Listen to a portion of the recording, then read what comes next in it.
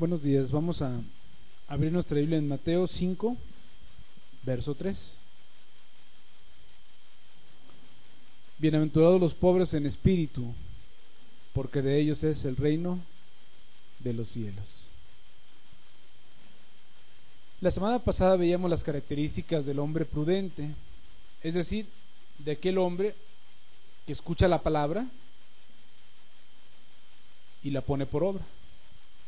O sea, ese es el hombre prudente, aquel hombre que ve el mal y se esconde, aquel hombre que está preparándose para recibir los embates del enemigo. Decíamos la semana pasada que iban a venir la lluvia, los ríos y los vientos, y que iba a ser todo ese poder para probar realmente la fe de las personas, en qué estaba fundamentada tu cristianismo, ¿no? Tu manera de ver las cosas. Y veíamos que tenemos que tener esa capacidad, no solamente para enfrentar y sobrevivir, sino también para triunfar en cada prueba. O sea, por eso vamos a ver las características que debe de tener cada un cristiano para resistir al diablo. Y aquí vemos que Jesús, cuando empieza, dice que viendo la multitud, subió al monte, y sentándose vinieron a él sus discípulos, y abriendo su boca les enseñaba diciendo: bienaventurados los pobres en espíritu, porque de ellos es el reino de los cielos. O sea, Jesús vio la multitud y subió al monte y se sentó, y después llegaron sus discípulos, y dice la escritura que abrió su boca y les empezó a enseñar. ¿Para quién era este mensaje? Podemos decir que era para todo el mundo, ¿sí? Pero exclusivamente aquí dice la Biblia que vinieron a él sus discípulos, y abriendo su boca les enseñaba diciendo. Los que son maestros saben cuál es la diferencia entre hablar y enseñar. O sea, cuando tú quieres enseñar algo, ¿qué es lo que haces? ¿Cómo lo haces? Pones ejemplos, pero estás al pendiente de que las personas que te están recibiendo el conocimiento que tú tienes lo puedan entender, lo puedan comprender. Jesús podía haber estado ahí en el monte y haberles dicho a todos los que, a la multitud, pero no les hubiera enseñado, nomás hubiera hablado, hubiera dado un mensaje. Pero a sus discípulos les estaba enseñando y les estaba diciendo que era bien importante que los pobres en espíritu, ellos iban a ser los herederos del reino de los cielos. Las bienaventuranzas, sabemos que la palabra bienaventurado es muy afortunado, muy dichoso, extremadamente feliz. Y empieza a dar una serie de cualidades, características, tipos de personas, criterios, como le quieras llamar, pero empieza con una: bienaventurados los pobres en espíritu, porque de ellos es el reino de los cielos. Jesús le ponía orden a las cosas, y la primera de ellas era la más importante, y por eso él empezó con la pobreza de espíritu. Te voy a leer las demás. Dice: bienaventurados los pobres en espíritu, porque de ellos es el reino de los cielos. Bienaventurados los que lloran, bienaventurados los mansos, bienaventurados los que tienen hambre y sed de justicia, bienaventurados los misericordiosos, bienaventurados los de limpio corazón, bienaventurados los pacificadores, bienaventurados los que padecen persecución por causa de la justicia. Bienaventurados sois cuando por mi causa os vituperen y os persigan. Vosotros sois la sal de la tierra, vosotros sois la luz del mundo. ¿Cuál es la diferencia entre la primera y todas las demás? Ok. Una persona que está pobre, voy a sacar todo lo que tengo aquí. Una persona que está pobre, le dices tú: saca el dinero que traes. ¿Sí? No tiene absolutamente nada. La primera es una carencia total. ¿Sí? O sea, es lo que Dios le está pidiendo a una persona. Le está diciendo, vacíate. O en otras palabras, eso que te queda del viejo hombre, eso que te queda del vino viejo, ¿qué tienes que hacer? Lo tienes que sacar y lo tienes que desechar. Todas las demás son cosas que tú tienes, ¿sí? Son de abundancia. Bienaventurados los pobres en espíritu, bienaventurados los que lloran. ¿Qué quiere decir? Bueno, que si entre más lloras, y no en el término de lloriquear, sino en el término de tu corazón, dice, vas a recibir consolación. Bienaventurados los mansos, o sea, el que sea muy muy manso, que tenga mucho de mansedumbre, ese recibirá la tierra. Bienaventurados los que tienen hambre y sed, o sea, que tienes mucha hambre y sed, o sea, todo habla de abundancia. Pero el primero con el que empieza es bienaventurados los pobres en espíritu. Porque Jesús sabía que si no empezaba una persona con humildad su caminar con Cristo, todas las demás no van a estar presentes. Por eso es bien importante esta primera bienaventuranza. Bienaventurados los pobres en espíritu. Bienaventurados aquellos hombres y mujeres que están dispuestos a renunciar a todo lo que poseen, a la soberbia. Por eso en esta secuencia espiritual lógica, Jesús empieza a hablar de la primera bienaventuranza. No se puede llenar con vino una nueva vasija si todavía tiene algo del vino viejo. ¿Qué va a pasar? Se va a echar a perder, se va a contaminar.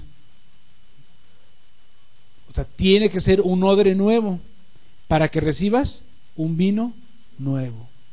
Y a la par, tanto el odre como el vino se van a ir madurando. O sea, no puede haber algo ahí. Por eso Jesús decía, bienaventurados los pobres en espíritu. No podemos ser llenados hasta que no estemos completamente vacíos.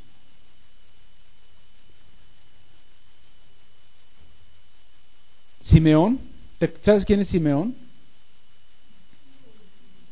Simeón fue uno de los hombres que cargó a uno de los niños, cuando cargó al Señor Jesucristo, cuando llegó al templo, y cuando lo sostuvo en brazos dijo, este está puesto para caída y para levantamiento de muchos. O sea, para que tú te puedas levantar, primero tienes que caer. O sea, tienes que caer hasta el suelo y darte cuenta de quién eres. O sea, te tienes que dar cuenta de quién eres tú.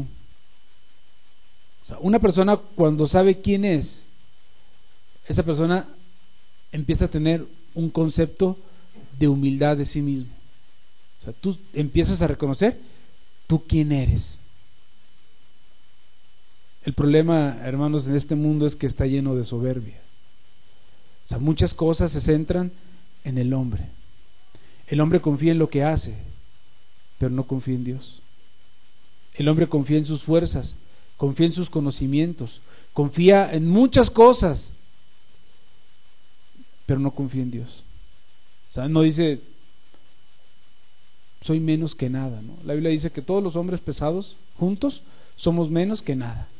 O sea, no entendemos que para que realmente podamos empezar a recibir de Dios, lo primero que tenemos que hacer es humillarnos a nosotros mismos. No puedes depender de las glorias pasadas, no puedes depender de tus experiencias anteriores. Hoy es el día que tú digas, Señor, yo te necesito, Señor. Yo no voy a poder ser ni manso, ni humilde, ni voy a poder soportar la persecución si no estás tú conmigo. Porque a veces queremos decir, bueno, les vamos a decir las bienaventuranzas y pónganse palomita y táchense, ¿sí? Como si fuera algo que nosotros podemos alcanzar por nuestras propias fuerzas, y no es cierto. No podemos obtener nada de Dios con nuestras propias fuerzas. Por eso lo hemos dicho muchas veces, ¿sí? O sea, ¿cambiará el etíope su piel? ¿Se quitará sus manchas de leopardo? No, ¿por qué? Porque esa es su naturaleza. ¿Qué se requiere? Algo sobrenatural, algo que venga del cielo. Así el que está acostumbrado al pecado no podrá dejar de pecar si Dios no interviene. Entonces una persona cuando realmente reconoce quién es y reconoce su pobreza de espíritu, esa persona ha dado el primer paso para el reino de los cielos. O sea, no vas a poder empezar si no te humillas tú mismo. Y créanme, hermanos, que eso es bien difícil, que nos humillemos a nosotros mismos. Sí lo podemos decir de nuestra boca. O sea, tenemos una boca bien grandota para decir, yo soy humilde. Pero en la realidad no es cierto. O sea, muchas personas son soberbias. A veces les dices algo, no, estás equivocado. Cuando la verdadera actitud de una persona que realmente quiere amar a Dios es decir, hermano, lo voy a considerar. Yo siento que no, pero lo voy a considerar. Y voy a ir con Dios y le voy a decir, Señor, muéstrame, porque los demás ven esto en mí, yo no lo veo. ¿Sí? Pero yo te quiero seguir y te quiero amar a ti. Una persona así, cuando va ante Dios, ¿qué crees tú que le diga a Dios a esa persona? O sea, ¿cuál crees tú que sea el sentimiento de Dios para una persona que va en humildad y le dice, Señor, muéstrame? Dios le va a mostrar. ¿Sí? Y probablemente si la persona no lo es, lo más seguro es que Dios le va a decir, sé benigno. ¿Sí? Cambia actitudes. ¿Sí me entiendes? Aunque sean justas, sufre el agravio. Y la persona dice, amén, Señor, sí, yo lo voy a hacer. Voy a soportar el agravio de mis hermanos. Si eso les molesta, yo voy a cambiar. ¿Sí? Aunque en mi corazón no sea maldad eso, ¿no? Pero porque la persona, ¿qué es lo que quiere? Amar a Dios por sobre todas las cosas. Pero cuando tú a una persona le dices, oye, hermano, yo te veo así como que medio apático. No, hermano, no. Sí, espérame, considéralo, ¿no? O sea, ve con Dios y considéralo. Digo, a lo mejor alguien llega y te dice, oye, hermano, tú eres un ladrón. Y tú dices, a ver, espérame, hermano, ¿por qué me acusas? ¿Te he robado algo a ti? No, pero tú eres un ladrón. Y tú sabes que no eres un ladrón, ¿no? Entonces tú podrás decir, Señor, esta persona me acusa. Voy a ver si por ahí no le debo a alguien y que por ahí alguien me esté acusando de ladrón, ¿no? ¿Sí? Entonces, antes de que yo diga, no soy ladrón, lo voy a considerar. ¿Sí? Y voy a buscar, y le voy a pedir a Dios que me muestre si tengo algo ahí. Pero ¿qué es lo primero que hacemos? Nos defendemos, explotamos, nos enojamos. ¿Sí? O sea, nos ponemos siempre a la defensiva. Cuando la verdadera actitud de un cristiano es, voy a humillarme y voy a reconocerlo y voy a ir a buscar a Dios. Y si la persona me logra demostrar y yo me doy cuenta que no hay integridad en mi vida, lo voy a reconocer. No me voy a estar siempre defendiendo. ¿Cómo podrás ser manso si no eres humilde? ¿Qué es la mansedumbre? Es esa disposición a reconocer siempre la palabra en tu vida. Pero ¿cómo lo vas a lograr si no eres humilde, ¿no? Si eres soberbio? Por eso, de aquí la importancia de que Jesucristo decía, bienaventurados son los pobres en espíritu, porque de ellos es el reino de los cielos. Este es el fundamento de todas las demás bienaventuranzas. Es una prueba muy a fondo para cada uno de nosotros, no solo al enfrentarnos con nosotros mismos, sino sobre todo cuando nos enfrentamos con el mensaje completo del sermón del monte. Y esto en automático condena la idea de que nosotros podremos alcanzar el monte en nuestras fuerzas y no consideremos a Dios que para que podamos alcanzar el monte vamos a necesitar siempre la ayuda de Dios. Por eso, hermanos, si nosotros empezamos a ver este mensaje y empezamos a encontrar cosas con las cuales nosotros no las tenemos, ¿sí?, yo te pido que pongas este primer fundamento en tu vida: humildad.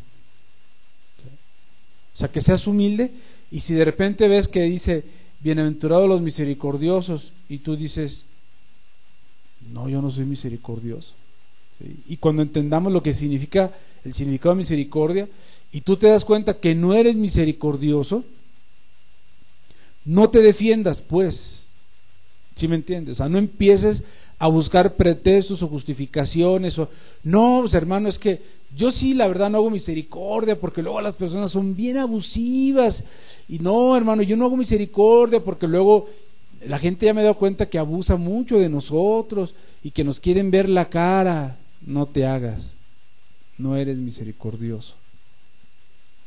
Y al no ser misericordioso, seguramente es porque hay algo ahí en tu vida, en tu corazón, de soberbia, que no te deja ser misericordioso.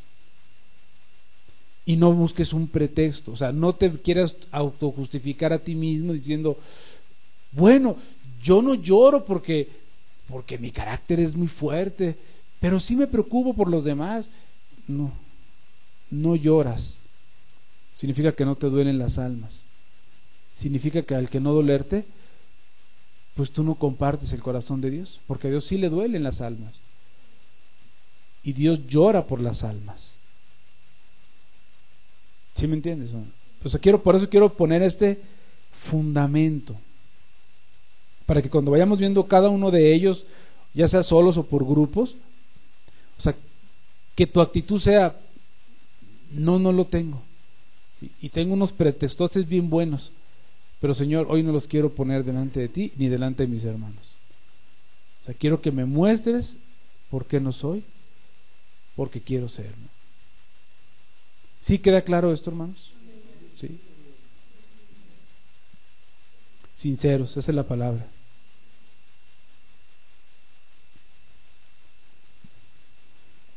No niegues desde el primer instante, al contrario, comienza. Considéralo como ese último canto que decía, tu voz, tu voz, tu voz. Quiero escuchar tu voz.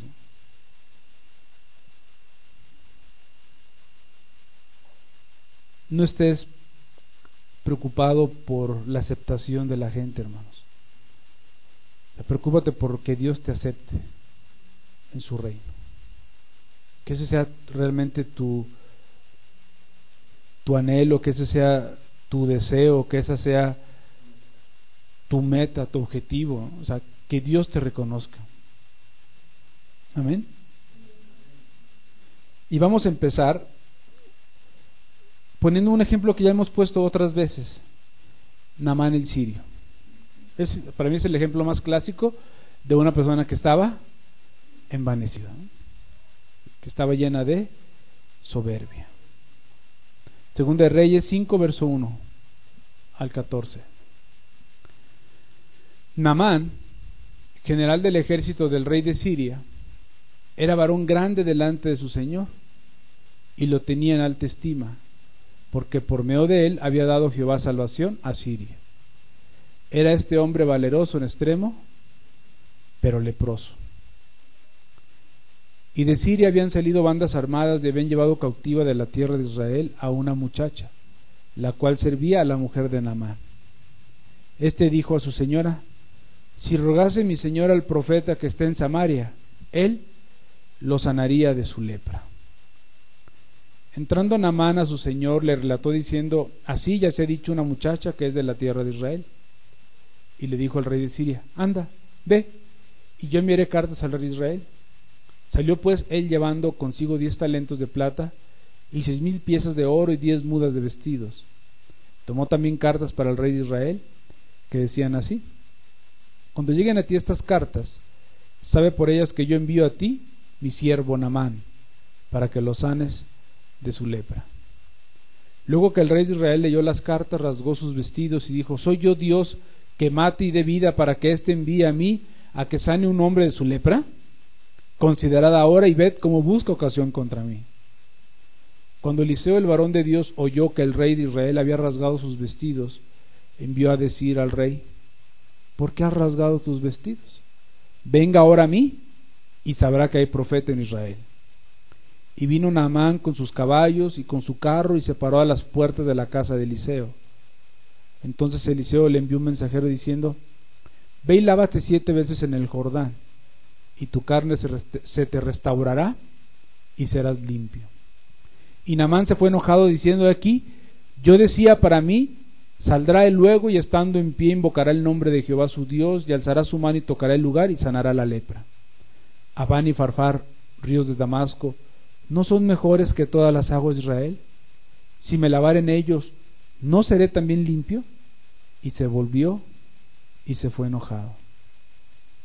Mas sus criados se le acercaron y le hablaron diciendo: Padre mío, si el profeta te mandara alguna gran cosa, ¿no la harías? ¿Cuánto más diciéndote: lávate y serás limpio? Él entonces descendió y se zambulló 7 veces en el Jordán, conforme a la palabra del varón de Dios, y su carne se volvió como la carne de un niño y quedó limpio. ¿Qué pasó con Naamán? Interesante, fíjate que Dios lo había utilizado. Dice que por medio de él había dado Jehová salvación a Siria. O sea, cómo Dios había utilizado a este hombre para dar salvación a Siria. O sea, ni siquiera era el pueblo de Israel. O sea, Dios estaba bendiciendo a otras naciones, ¿sí? Porque Dios no se limita, Dios no tiene exclusividad. O sea, Dios puede bendecir aquí y puede bendecir a otros hermanos en otra iglesia que a lo mejor ni conocemos, ¿no? Y puede bendecir hermanos quizás en algunas otras iglesias a las cuales nosotros de inicio ya desechamos. Y tú no sabes lo que Dios puede hacer. O sea, las victorias que Dios puede dar. Y este hombre era muy, muy valeroso en extremo, ¿no? Era realmente un guerrero.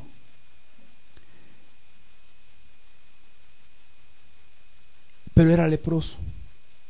O sea, estaba lleno de una enfermedad que ocasionó un bacilo, el bacilo de Hansen. Y esa enfermedad era incurable en esa época. O sea, la gente no se curaba. La gente se enfermaba y ya ese era su destino.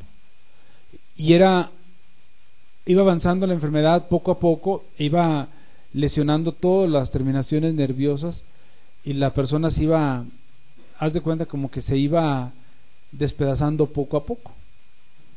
Entonces llegaban a ser tan contagiosos que lo que hacía era los excluían de la demás población y los tenían ahí apartados, condenados a morir, ¿no? Tú te puedes imaginar el olor que despedían, no ellos en sí, las infecciones de toda su piel, ¿no? O sea, entonces ellos iban siempre cubiertos y cuando veían gente, ellos avisaban que ellos eran leprosos para que la gente se apartara de ellos. Eso hacía que el mismo pueblo les diera de comer. Ellos ya no podían trabajar, entonces los mantenían y yo creo que ese era el convenio, ¿no? O sea, no te vamos a dar de comer, te vamos a dejar que vivas en esas áreas para ti, pero cuando veas a alguna persona siempre tienes que avisar que eres un leproso. Y así lo hacían. Entonces Naamán el sirio pues ya estaba con lepra, ¿no? Sí, quizás tenía por ahí algunas manchotas que todavía no era visible ante los demás el grado de enfermedad que él tenía. Y escuchó que había una muchacha, ¿sí?, que habían atrapado en una de esas guerras, y esa mujer era era como que la esclava de su esposa. Y yo creo que esa mujer veía el dolor y veía el sufrimiento y veía quizás la amargura de espíritu de su patrón. Y un día le dijo a la señora, le dijo: si él fuera a Israel y le dijera al profeta que orara por él, él sanaría. ¿Sí? O sea, esta mujer tenía una fe impresionante. Imagínate a lo que ella se estaba arriesgando, a que el otro fuera y no sanara, y que después llegara y se le echara. ¿Sí? Pero la mujer tenía confianza, si él va, ¿sí?, el profeta va a orar por él y va a sanar, porque ella tenía confianza en su Dios, que su Dios es un Dios que sana. ¿Sí? Y este hombre fue y le platicó al rey, y le dijo: fíjate, rey, que hay una muchacha así de Israel que le dijo a mi esposa que si yo iba a Israel, el profeta me puede sanar. O sea, como que de repente a Naamán se le prendió una luz de esperanza, diciendo: sí hay un lugar donde me pueden sanar de mi lepra. O sea, sí tengo una oportunidad de poder sanar. Tú no sabes la cantidad de dinero que quizás había gastado en médicos, y realmente pues los conocimientos de aquella época eran muy malos en cuanto a medicina, y quizás muchos le habían dicho: no hay nada que hacer contigo, Naamán, te vas a ir despedazando poco a poco. Y ahí estaba platicándole al rey, y el rey, escuchando a Naamán otra vez, así: ay, Naamán, o sea, que no ha visto todos los leprosos que hay, como todos se mueren, y que no ha habido ni uno que se sane. Pero bueno, una oportunidad más para Naamán. Quizás era la última. A lo mejor ya estaba cansado de tantas charlatanerías que había sufrido.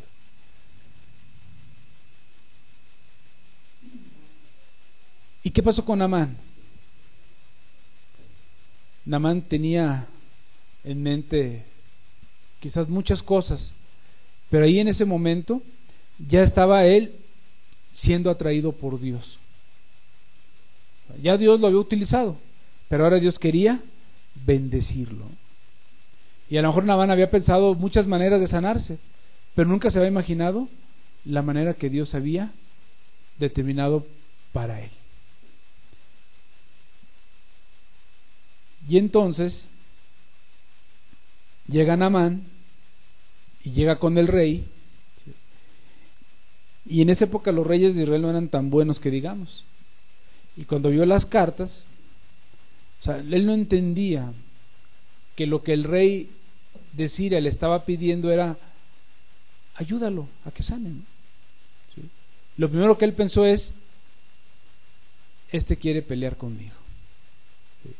Me está mandando algo que es imposible para mí. Y realmente lo preocupó tanto que dice que se rasgó sus vestidos, que era un acto así de desesperación, ¿no? Decir: ¿qué voy a hacer? ¿No? Y ahí estaba todo preocupado, y Eliseo escuchó y le dijo: ¿de qué te preocupas? Dile que venga. ¿Sí? Entonces seguramente el rey, cuando Eliseo le mandó el mensaje, haber dicho: pues así me deshago también hasta de Eliseo, ¿no? ¿Sí? Y mientras voy a ver cómo gano tiempo. Y lo mandó con el profeta.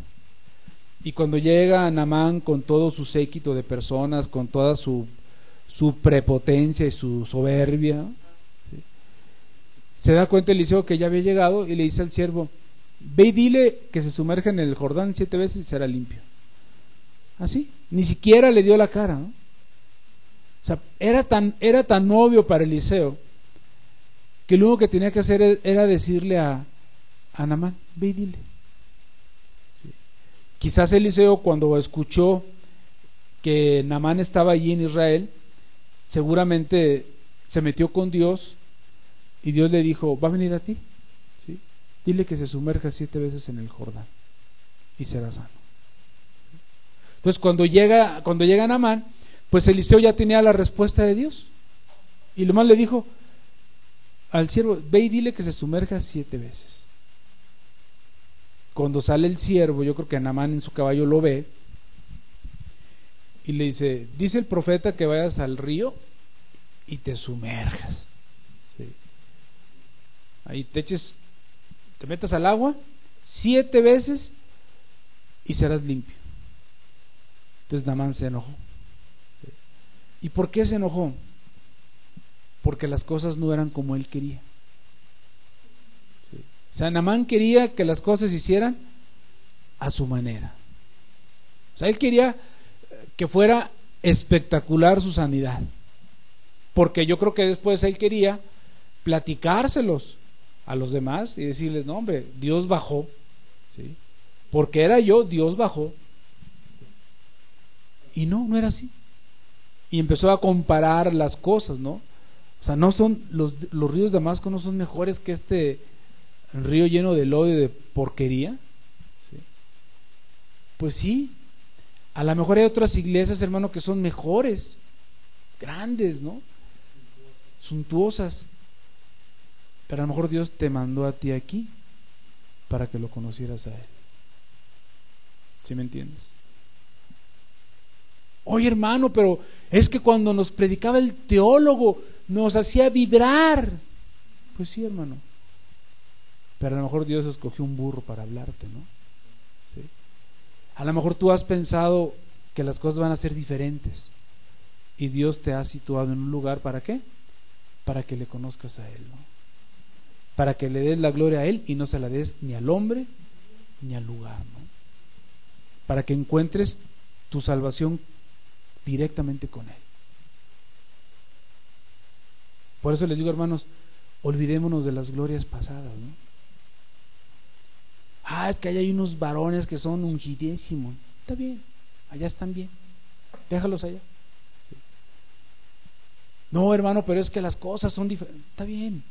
O sea, Dios te trajo a ti aquí el día de hoy. ¿Para qué? Para que puedas escuchar su voz. Pero no son mejores aquellos ríos, sí. Pero a Dios le plaza que en ese río mugroso tú te sanes. Y se enojó. Se enfureció y se fue.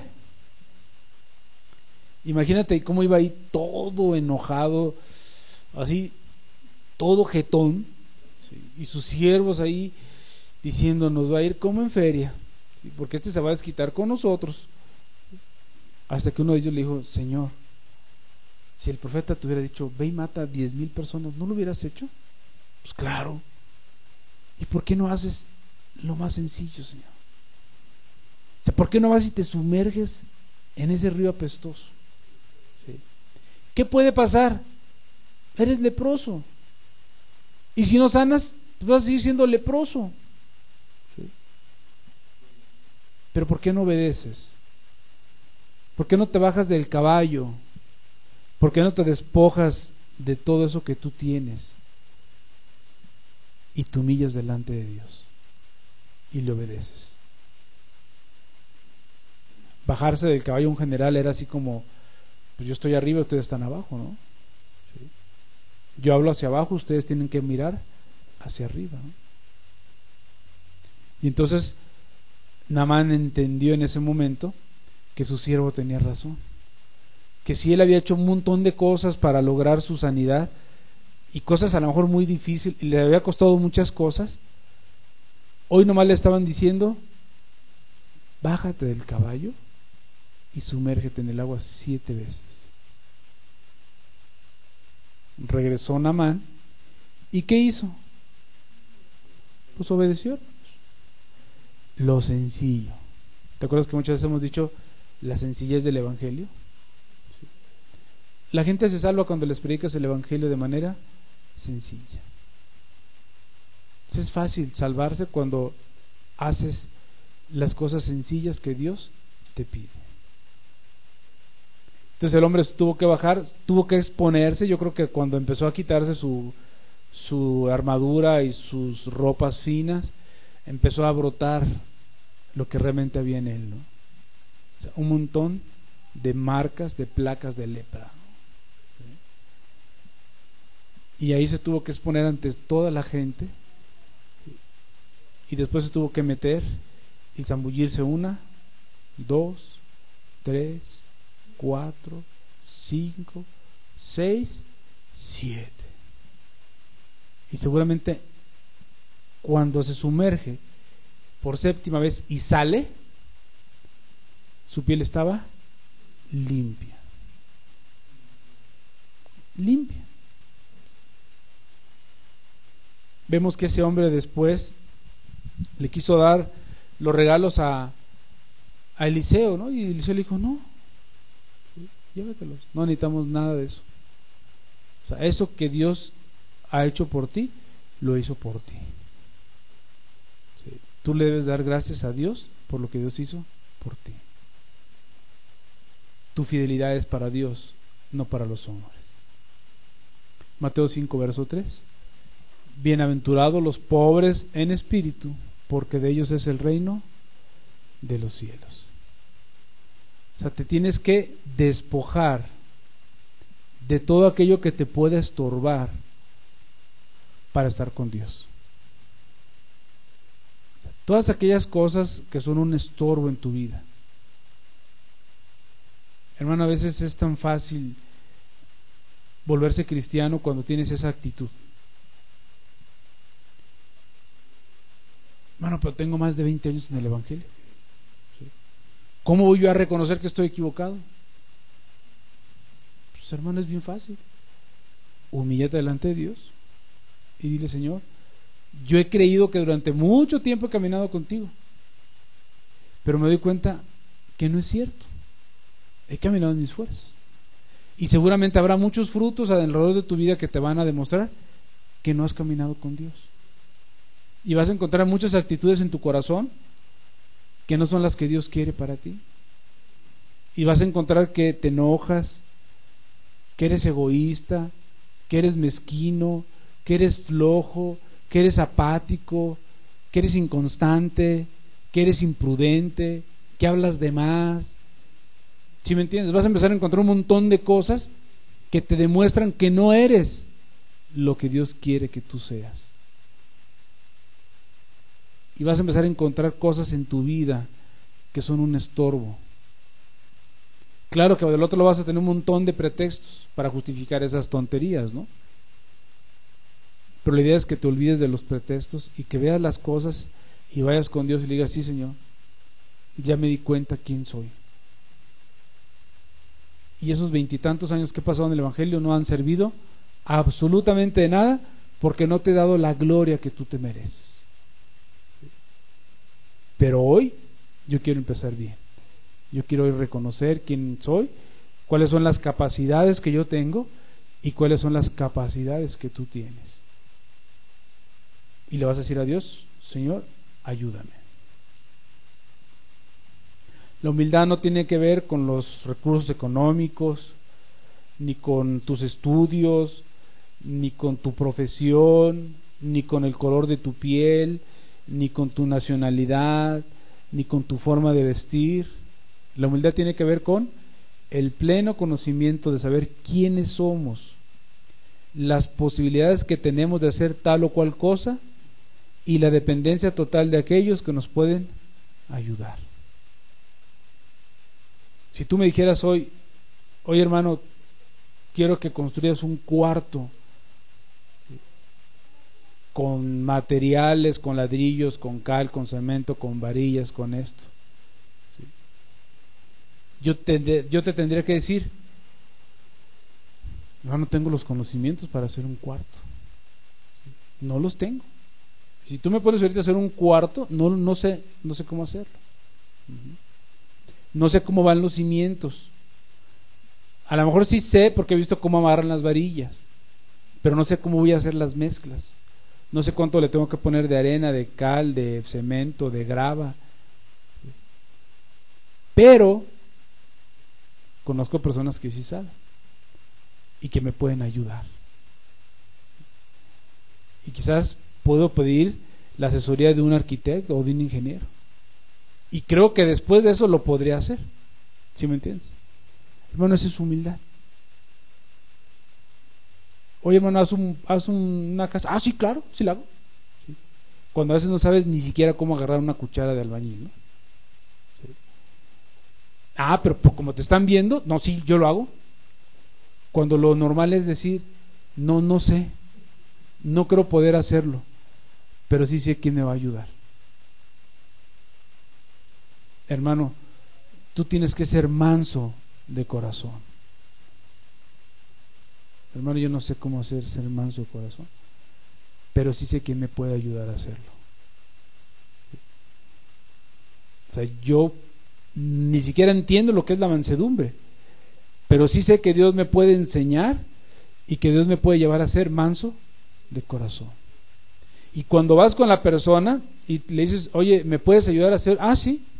Empieza a escarbar. ¿Cómo? ¿Quién lo va a hacer? No, pues yo. Pues empieza a escarbar, ¿no? Yo te voy a dirigir. Oye, pero es que yo soy un médico, tú eres un albañil. ¿Por eso? ¿Sí? O sea, si yo quisiera aprender a dar consulta, tú me diriges, ¿no? Pero ahorita vas a empezar a escarbar. Y entonces, ¿qué tengo que hacer?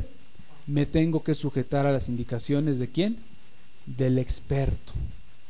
Y entonces el experto me va a empezar a decir de las cosas más sencillas. Un cuarto, ¿cómo se empieza a construir? Escarbando. O sea, porque si tú no escarbas para poner los cimientos, pues ¿en dónde los vas a poner, no? Y tienes que empezar con lo más rústico, que es escarbando. Así tú tienes que empezar a escarbar en tu corazón, ¿no? Para que Dios te empiece a mostrar lo que tú tienes dentro del corazón. ¿Sí? Si tú quieres edificar, tienes que empezar escarbando ahí, diciéndole a Dios, Señor, voy a empezar a sacar esa tierra, ¿no? Y no sé lo que me vaya yo a encontrar, pero lo que yo me encuentre, eso quiero que tú lo trates. Y a lo mejor yo empiezo a darme cuenta que soy bien egoísta, que soy bien mezquino, Señor, que soy bien apático, que soy bien soberbio, que soy hasta bien payaso, ¿no? ¿Sí? Y Dios te lo va a mostrar. Y tú dices, Señor, yo sé que esto no te gusta a ti. ¿Sí? Ayúdame a quitármelo. Y Dios te va a ayudar, hermano, porque tienes una actitud de humildad. Y cuando empieces a poner las primeras varillas ahí, vas a empezar a poner esos primeros fundamentos en tu vida, ¿no? Y no vas a estar pensando en los acabados, vas a estar diciendo, qué bueno que Dios está poniendo estos fundamentos en mi vida, ¿no? Sí. Y lo vas a agradecer y le vas a dar la gloria a Dios. Y después cuando empiezas a poner los primeros ladrillos, vas a decir, Señor, gloria a Dios, qué bonitos se ven estos ladrillos pelones, ¿no? Sí. Porque vas a saber que esos ladrillos pelones son realmente originales.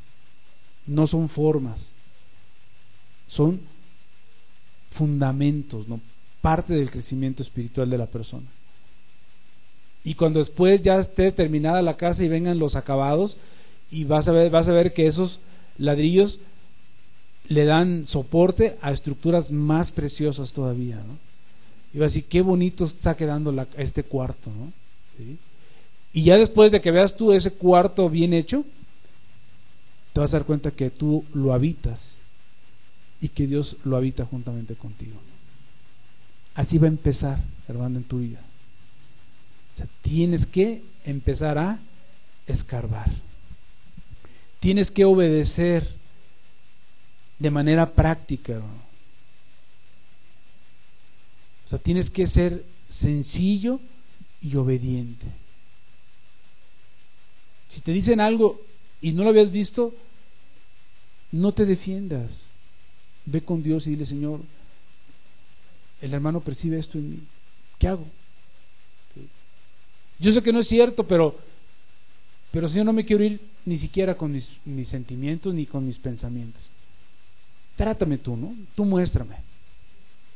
Porque luego a veces, hermano, cuando hablamos, fíjate que la mayor parte de las personas no reconocen.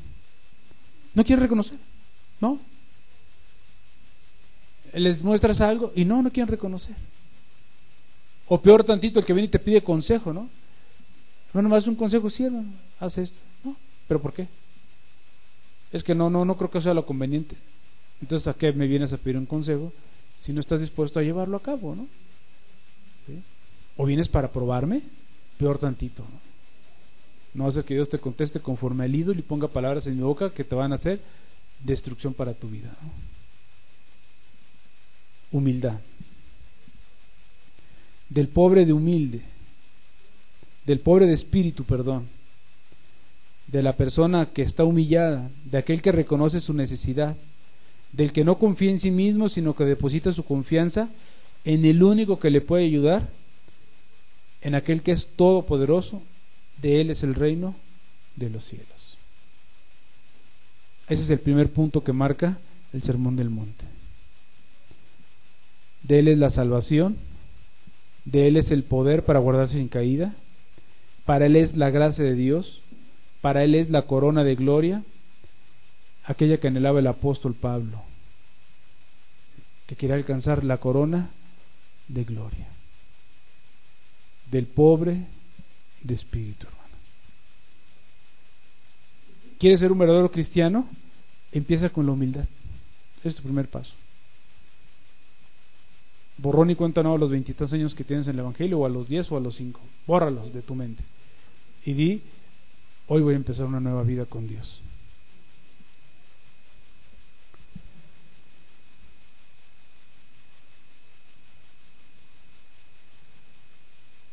Tomemos el ejemplo otra vez de Naamán. Había una gran necesidad en Naamán, el sirio. ¿Qué necesitaba Naamán el sirio? Necesitaba sanidad. La pregunta es: ¿hoy en este día existe para ti una gran necesidad de ayuda de parte de Dios? Para cristianos y no cristianos. O sea, eso es lo primero. Porque si a lo mejor tú llegas aquí y te sientas como el Rey de Gloria, ¿sí?, pues todo lo que digamos aquí no es para ti.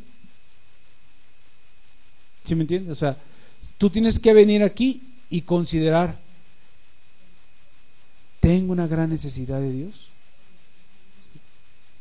¿Estoy dando lo que Dios demanda de mí? ¿Estoy siendo un ejemplo como cristiano a los que están a mi alrededor? ¿Soy de bendición para mis hermanos? ¿Soy un ejemplo a seguir? ¿Soy una inspiración para aquellos y para aquellos otros? Y entonces tú en esa actitud, tú mismo dices: Señor, yo te necesito, ¿no? O sea, no soy eso que tú quieres. No soy ese hombre o esa mujer que realmente te dé la gloria a ti. Sí te la doy en la congre, cuando canto, cuando hago esto, pero no es lo que tú quieres de mí. Yo sé que yo puedo dar más para ti. Y creo que a cada uno Dios en este momento les habla en su mente y le está diciendo: reconócelo. Reconócelo si realmente estás dando el todo. La lepra es sinónimo de pecado que va destruyendo el espíritu, el alma, el cuerpo, donde los estragos son cada día más palpables y visibles y cuyo fin es la muerte. También para el cristiano la lepra puede ser sinónimo de problemas, de dificultades, pero también pueden ser pecados, hermanos. Que tengas allí un pecado, ¿sí?, que no quieras dejar, y que ya lo sabemos y lo hemos dicho, que a lo mejor tú creíste en Cristo y te convertiste a Él. Ayer el hermano Juan Luis nos hacía esa semejanza. Hay personas que se convierten, bueno, que se salvan, ¿no?, pero que luego les falta mucho que aprender en el camino con Cristo, ¿no? Pero cuando tú tienes la actitud en el corazón de decir: sí, Señor, yo voy a dejar todo aquello que me estorba, y ahí estás batallando con un pecado, con un carácter así irascible, quizás con una pereza en tu vida, con una apatía, con un montón de cosas. Bueno, haz de cuenta que esa es tu lepra. ¿Sí? Eso es lo que tienes ahí, que se te tiene que quitar. Naamán había agotado todas las oportunidades que se le habían presentado y no había solución a su enfermedad. Así los inconversos a veces agotan todas las maneras de salir de sus problemas. Van de religión en religión, de secta en secta, hacen un montón de métodos para limpiarse: oraciones, aceptar a Cristo, obras de misericordia, donaciones de dinero, pero ninguna les resulta. Después van con los doctores, los psicólogos, los psiquiatras, de un lado a otro, y muchas veces no encuentran la solución a sus problemas. El problema es que nunca se acuerdan de Dios, que Dios es el único que los puede ayudar. ¿Qué tanto has batallado en tu caminar con Cristo durante mucho tiempo, ¿no? ¿Qué tanto has cargado esa lepra en tu vida, ¿no?, que no te deja ser, o que tú mismo dices: no soy lo que Dios quiere que yo sea? te tienes que humillar. La pobreza de espíritu no es como tú te la imaginabas. No son grandes hazañas, no son actos temerarios como ir a apedrear a los ídolos o gritarles a los idólatras. No es enrolarse en una serie de actividades, someterse a un proceso de limpia. No es con dinero como trató de hacer Simón el mago, ni es algo contranatural como lo dijo Nicodemo, de meterse en el vientre de la madre y volver a nacer. No es pensar en los propios métodos o en las propias fuerzas de uno. Es bajo los métodos de Dios. La única manera en la que tú puedes lograr la pobreza de espíritu es como Dios dice. Y a lo mejor te empiezan las cuestiones, pero ¿cómo lo dice Dios? ¿Cómo voy a ser pobre de espíritu? Pues entiendes, el significado de la humildad es solamente reconoce. Así de sencillo, hermano. O sea, reconoce que lo que tienes ahí, eso es lepra. ¿Sí? Nada más. O sea, ve todo tu carácter, ve toda tu forma de ser, ve todas tus acciones, y lo único que tienes que hacer es decir, sí, lo reconozco. ¿Sí? No soy lo que tú quieres, Dios. Ese es el primer paso, hermano, que debes de dar. Naamán tuvo que reconocer, y cuando reconoció, yo creo que escuchó a su siervo y paró su caballo, ¿sí? Y se quedó pensando y dijo, pues este tiene razón, ¿sí? Reconoció. ¿Qué hizo después? Actuó. Tuvo que dar la vuelta a su caballo, tuvo que llegar otra vez ahí a donde estaba el río, ¿sí? Y quizás el siervo de Eliseo estaba así como anonadado diciendo, ya regresó este. ¿Sí? Se tuvo que bajar del caballo, ¿sí? Se tuvo que despojar de eso que le estorbaba y se metió al río. Fue obediente. Eso es lo que tú tienes que hacer, hermano. Tienes que reconocer primero, darte la vuelta, que quiere decir que te des cuenta que has estado equivocado, ¿sí? Y te tienes que arrepentir de eso, de ser soberbio, y tienes que regresar a las primeras obras y te tienes que zambullir. O sea, tienes que volver a hacer ese acto de volverte a sumergir y volver a hacer. No quiero decir que te vayas y te bautices, no. Me refiero que tienes que volver otra vez a las primeras obras, a salir del agua otra vez. Naamán se rebeló a los planes divinos. Qué cerca estuvo de morir como leproso. Qué cerca estuvo de desperdiciar la única y la verdadera oportunidad que él tenía de ser limpio. Así el impío se revela a los planes de Dios. Confían en los muñecos, confían en las obras, confían en el pastor, confían en muchas cosas, pero no se van y se humillan delante de Dios. No le dicen a Dios, Señor, sí, soy un leproso, necesito que me limpies. Dios doblegó la soberbia de Naamán el sirio utilizando a un siervo. A un siervo, hermanos. Bueno, para ti Dios tiene algo mejor que un siervo. Dios utiliza a su Espíritu Santo para demostrarte que estás equivocado.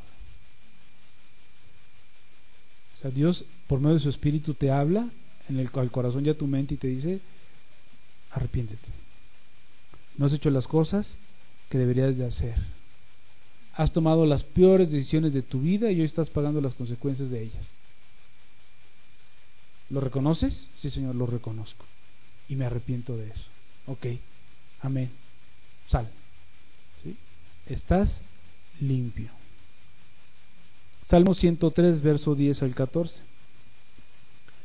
Dios no ha hecho con nosotros conforme a nuestras iniquidades, ni nos ha pagado conforme a nuestros pecados. Porque como la altura de los cielos sobre la tierra, engrandeció su misericordia sobre los que le temen. Cuanto está lejos el oriente del occidente, hizo alejar de nosotros nuestras rebeliones. Como el Padre se compadece de los hijos, se compadece Jehová de los que le temen. Porque Él conoce nuestra condición. Se acuerda de que somos polvo. Hermano, cuando tú le digas a Dios, Señor, soy un miserable, Dios ya lo sabe. ¿Sí me entiendes? Señor, soy un apático, frío, tibio, soy prepotente, Señor. Dios ya lo sabe, hermanos. ¿Sí me entiendes? Ya lo sabe. O sea, no le vas a decir nada nuevo a Dios, ¿no? Ni Dios va a estar en el cielo, vaya, hasta que reconoció, ¿no? O sea, Dios no es así, hermano. O sea, Dios ya sabe quién eres. Bueno, Dios sabe quiénes somos. Nos conoce perfectamente bien. Y cuando tú vayas y reconozcas delante de Él, Dios ya lo sabía, hermano. Pero Dios quiere que vayas y lo reconozcas delante de Él en humildad. No como un requisito, ¿no? Es que el hermano me dijo que tenía que humillarme. Ay, ¿qué te pasa? Que tú vayas a Dios y le digas, Señor, realmente reconozco eso que tú ya sabes. Y vengo aquí a que tú me ayudes. Naamán se humilló, reconoció su incapacidad para curarse a él mismo, se olvidó de todo y decidió obedecer la instrucción sencilla del profeta.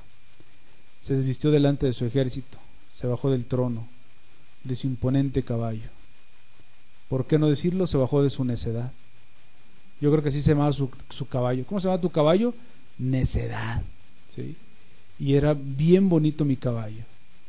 Así tú tienes que bajar de ese caballo y le puedes poner el nombre que tú quieras. Y tienes que tomar el lugar que te corresponde, pues eres polvo, hermano. ¿Sí? Esa es tu condición y la mía. Somos polvo. Alguien me dijo, no sé si fue hoy o ayer, me decía, no nos vamos a llevar nada. ¿Sí? O sea, cuando nos muramos no nos vamos a llevar nada. Y efectivamente no nos vamos a llevar nada. Eso por lo que nos afanamos y nos esforzamos, otros lo van a disfrutar. Y no solamente eso, lo van hasta menospreciar. Así. Va a decir, qué porquería de casa me dejó mis papás. Así. ¿Y qué van a hacer con ella? La van a desechar, ¿no? ¿Sí? No van a saber lo que te costó o todo el valor que tú le diste. Y así todo lo que hagas, hermano, no te lo vas a llevar, no es nada. Estás afanado en las cosas de este mundo, hijo hermano, pidámosle a Dios que nos ayude. Y eso también lo tenemos que reconocer, ¿no? ¿Sí? Señor, creo que estoy afanado. Dios te va a decir, ¿crees? Estás súper mega afanadísimo. O sea, estás preocupado por todas las cosas menos por mí. Isaías 30, verso 1. Hay de los hijos que se apartan, dice Jehová, para tomar consejo y no de mí, para cobijarse con cubierta y no de mi espíritu, añadiendo pecado a pecado. Que se apartan para descender a Egipto y no han preguntado de mi boca, para fortalecerse con la fuerza de Faraón y poner su esperanza en la sombra de Egipto.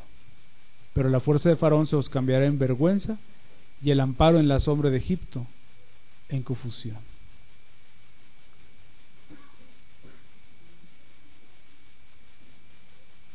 Todo eso que descubras de ti, no vayas a tratar de arreglarlo con otra persona. Ve con Dios. ¿Tienes problemas en tu casa? Ve con Dios, Él te va a ayudar. Oye, hermano, ¿y un terapeuta? Ve con Dios. ¿Sí? ¿Tienes problemas en tu matrimonio? Ve con Dios. ¿Tienes problemas con tus finanzas? Ve con Dios. ¿Tienes problemas aquí en la iglesia, hermano? Ve con Dios. Pero ve con humildad, ¿no? Decirle, Señor, ayúdame, ¿no? Repetimos el texto. Mateo 5, verso 3. Bienaventurados los pobres en espíritu, porque de ellos es el reino de los cielos. Y luego Marcos 8:36 dice, ¿por qué ¿qué aprovechará el hombre si ganara todo el mundo y perdiere su alma? ¿O qué recompensa dará el hombre por su alma? Naamán, cuando obedeció a Dios, fue realmente sanado. O sea, su piel estaba tersa, era una piel perfecta, como la piel de los niños. Naamán se dio cuenta de que Dios no miente, que Dios no engaña. Qué ridículo es Satanás cuando te quiere hacer creer que Dios es mentiroso, que Dios no te va a ayudar. Recuerda que Dios no es hombre para que mienta, ni hijo de hombre para que se arrepienta. Y si Él te dice que qué aprovechará al hombre si ganare todo el mundo y perdiere su alma, o qué recompensa dará el hombre por su alma, ¿sabes? Porque Dios te está diciendo lo que valen las cosas. ¿Qué es lo más importante? Tu alma. Eso es lo que más vale, tu alma. Amén. Vemos un testimonio que dio Jesús de un hombre, Mateo 11, verso 7. Mientras ellos se iban, comenzó Jesús a decir de Juan a la gente: ¿qué saliste a ver al desierto? ¿Una caña sacudida por el viento? ¿O qué saliste a ver? ¿A un hombre cubierto de vestiduras delicadas? He aquí, los que llevan vestiduras delicadas en las casas de los reyes están. ¿Pero qué saliste a ver? ¿A un profeta? Sí os digo, y más que profeta. Porque este es de quien está escrito: he aquí yo envío mi mensajero delante de tu faz, el cual preparará tu camino delante de ti. De cierto os digo, entre los que nacen de mujer no se ha levantado otro mayor que Juan el Bautista, pero el más pequeño en el reino de los cielos mayor es que él. O sea, Jesús estaba dando el testimonio de un verdadero hijo de Dios. ¿Y estaba hablando de quién? De Juan el Bautista. Y conocemos la vida de Juan el Bautista, y sabemos cómo vivió él de la manera más precaria que puede vivir un hombre. Y ese hombre fue ese mensajero que Dios mandó para que preparara el camino de Jesucristo. Y ese hombre predicó un mensaje de arrepentimiento. Y Jesús termina diciendo: entre los que nacen de mujer no se ha levantado otro mayor que Juan el Bautista. Pero luego dice una frase: pero el más pequeño en el reino de los cielos mayor es que él. O sea, si tú eres pobre de espíritu, de ti es el reino de los cielos. Por lo tanto, tú vas a ser mayor que Juan el Bautista. O sea, la humildad, hermanos, te pone por encima de muchas personas.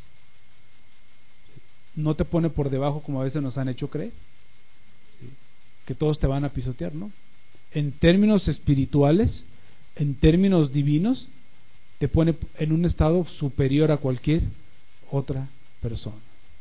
Por eso Jesucristo, cuando les dijo a sus discípulos: el que quiera ser grande en el reino de los cielos, primero sirva. ¿Sí? O sea, aquí es bien diferente. O sea, si tú quieres ser grande en el reino de los cielos, tú tienes que tener una actitud de servicio. Y para poder servir, se tiene que ser humilde. Mateo 11:29, con esto terminamos. Llevad mi yugo sobre vosotros y aprender de mí, que soy manso y humilde de corazón, y hallaréis descanso para vuestras almas. Eso que te aqueja, eso que te agobia, eso que te trae así preocupadísimo, eso cuando tú veas tu condición espiritual y te des cuenta que no eres lo que Dios espera de ti, aprende de Cristo. Sé manso y humilde de corazón y vas a descansar, hermanos. O sea, vas a encontrar ese descanso que no te lo da nadie. ¿Dónde empieza todo? Allí, en el reconocimiento de tu condición espiritual. Lo único que tienes que hacer es: tengo que reconocer mi condición espiritual. Amén. Entendemos hoy que el reino de los cielos no es de los que más hacen, ni de los que más dinero dan, ni de los que más hablan, o de los que más confiesan a Jesús, o del que se avienta 10 palabras religiosas seguidas, o del que ora más, o del que cumple ciertos requisitos. El reino de los cielos es de los humildes, del pobre de espíritu, del que reconoce su condición, del que sabe de su incapacidad, de los que ven a quien los puede ayudar, de los que no confían en nadie más que en Dios. De ellos y solamente de ellos son los únicos que habitan en el reino de los cielos. ¿Tú crees que haya una persona que no sea pobre de espíritu en el cielo? No, no hay uno solo. No va a llegar un soberbio al cielo. Amén. Vamos a cerrar nuestros ojos.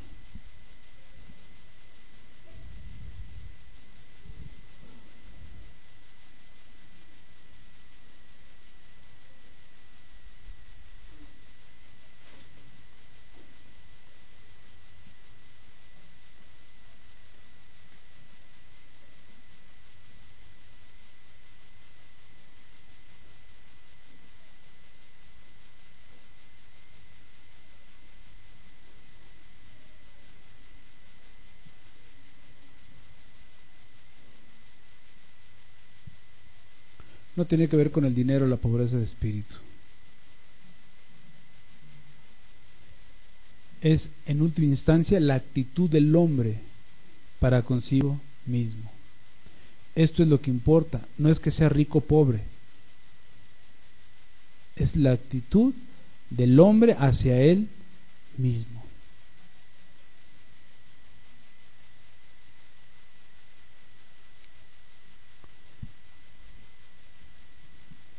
La persona que es pobre de espíritu va a ser una persona que el mundo no admira, al contrario, lo va a despreciar. ¿Por qué? Porque esa luz, hermano, que se enciende cuando una persona es humilde, lo primero que hace es alumbra la condición de los otros. Entonces no vas a tener cabida ahí. En otras palabras, no busques la aceptación del mundo, porque el mundo no te va a aceptar. Si tú eres un verdadero cristiano, el mundo no te va a aceptar, te va a despreciar, no vas a ser compatible con él. El pobre de espíritu lo que busca y lo que más le importa es la aceptación de Dios, que Dios me acepte. Eso es lo que a él le mueve, que Dios agrade. Eso es lo que a él le motiva. Que Dios esté en su vida.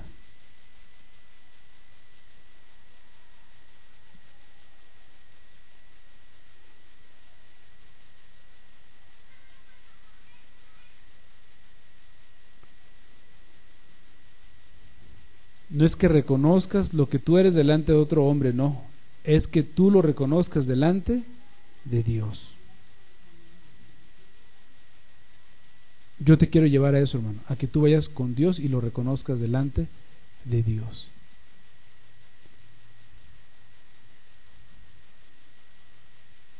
Y si después tú consideras que puede ser de bendición para tu vida o para la vida de otra persona, dar un testimonio así personal de lo que Dios trató, lo que Dios te mostró, lo puedes hacer. Pero hasta que estés plenamente convencido que Dios ya lo sabe y que Dios ya lo trató contigo.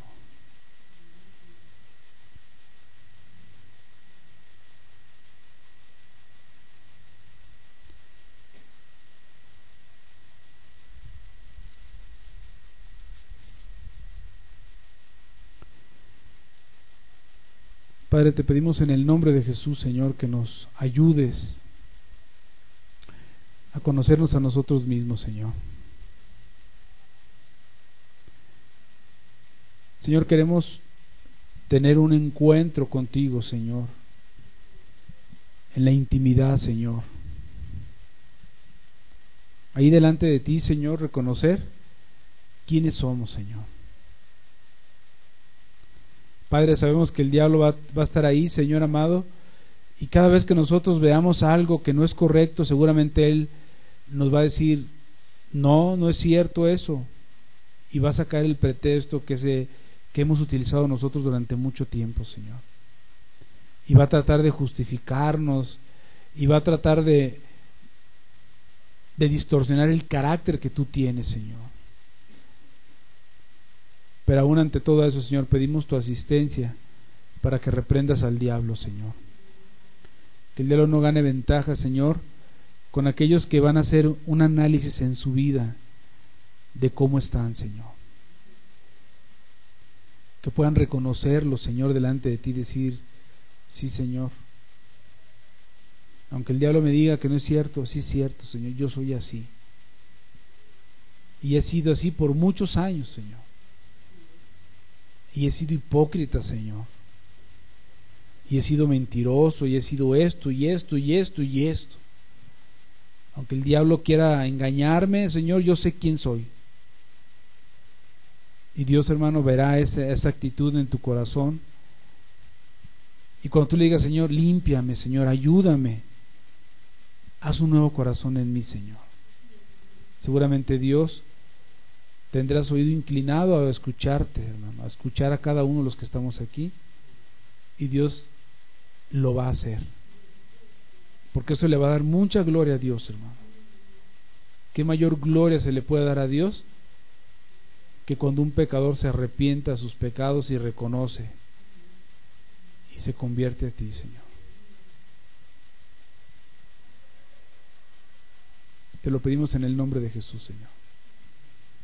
Y confiamos, Señor, en que tú nos vas a mostrar cosas, Señor. Amén, Señor. Dios los bendiga a todos. Nos vemos el próximo domingo. Vamos a continuar. El objetivo de esta era poner esa